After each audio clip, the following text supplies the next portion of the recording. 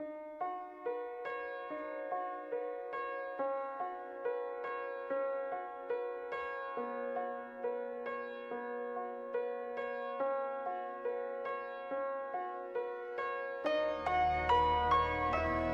of the most valuable things that I learned today was that all of the things that I'm experiencing are normal for my adult child, right? My adult adolescent, and that I need to continue to prepare them more like they need to learn that responsibility versus how can I force them to learn that responsibility. And so I want to help her be successful, and that's what I'm going to do.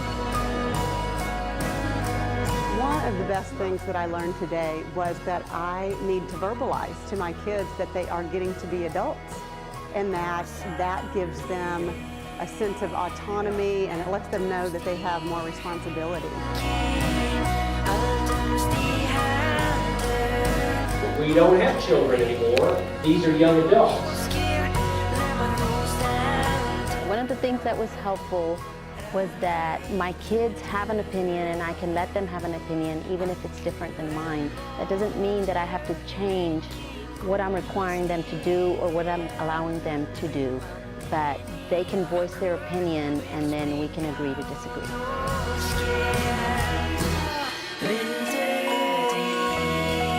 Today I learned, as the mom of 3 adolescent boys, that I can no longer expect obedience. I need to expect that they are going to be responsible for their actions.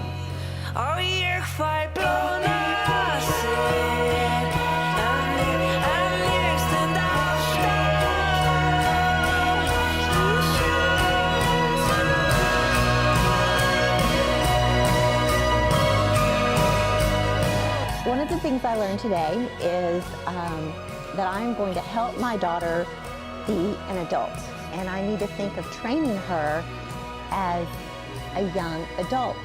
And in doing so, I'm going to allow her to make more choices, and yet I'm going to set boundaries and limits on what she can and can't do. I feel like I really got some great information, some tools as far as how to implement that.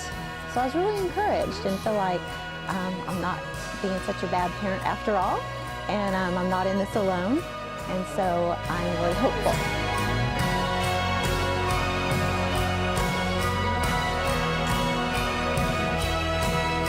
I guess my hopes for the conference are that parents would come away with really practical means of knowing how to handle this stage of development, like letting go of teenagers, which is the hardest thing to do.